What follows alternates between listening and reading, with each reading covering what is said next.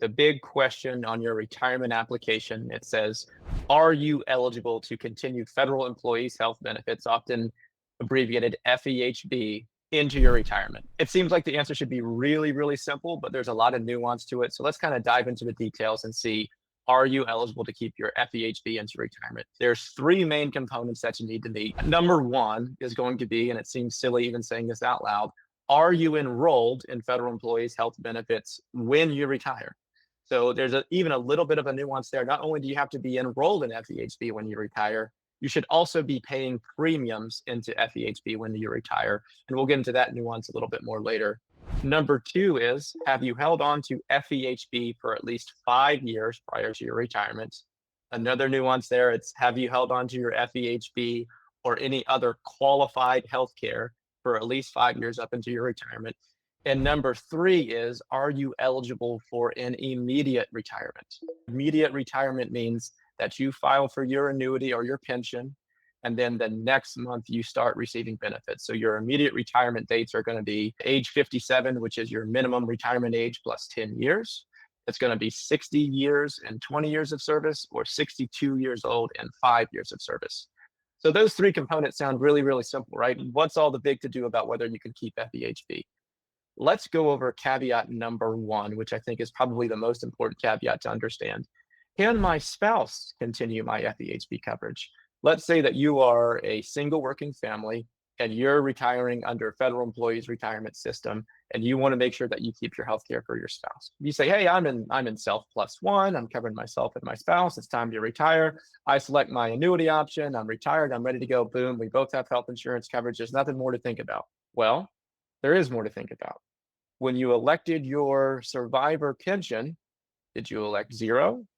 Did you elect the 25% survivor or the 50% survivor? Based on the answer to that question, upon your death, your spouse may or may not be able to keep your federal employees' health benefits.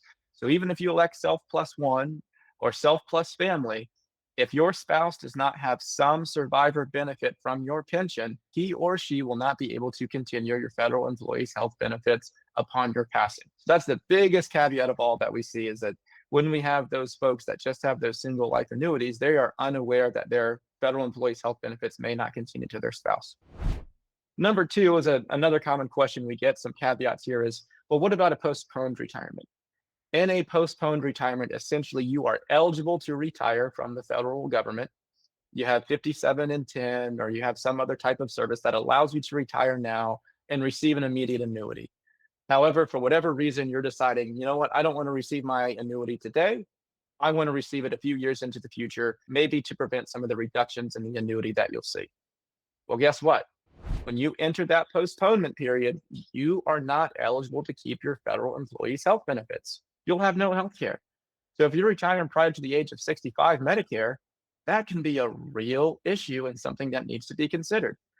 Also, if you defer your retirement, so your retirement deferral is different than postponing. Deferred means you don't have any eligibility at all. You don't have any years of service to receive an immediate annuity.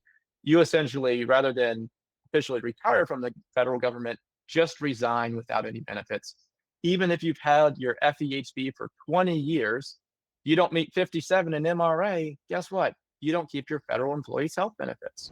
Another caveat we should consider, and I mentioned we dive into this a little bit more, was the nuance of other qualifying coverage. So there's a lot of folks out there that are both federal employees and also retired military. A lot of retired military folks choose not to enroll in FEHB because they have TRICARE. They have some form of TRICARE, TRICARE Select, TRICARE Prime. I think there's also a TRICARE H. Your TRICARE coverage counts as qualifying coverage for that 5-year period that FEHB has to meet. So essentially what you could do is have TRICARE throughout your working career with the federal government.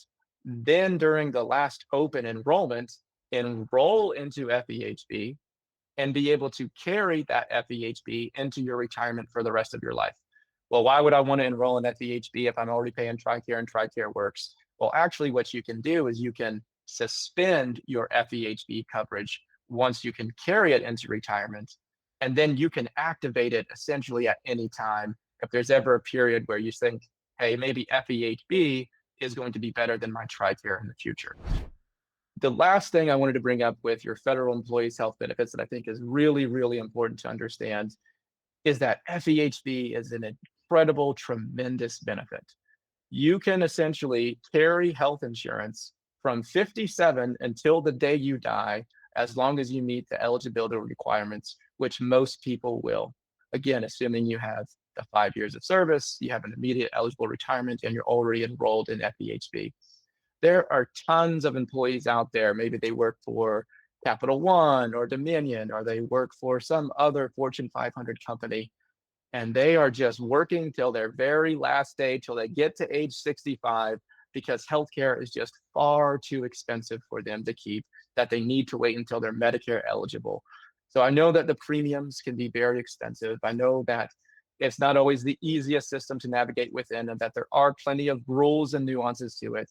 But in general, this is one of the best benefits that federal employees have at their disposal. And so it's best to understand them and understand the nuances and how they apply to you. If you're someone who's looking at retiring soon and you're unsure about whether you can keep your coverage or whether any of these nuances you fall under, please give us a call. We'd love to chat with you about your options here and help you make the best decision.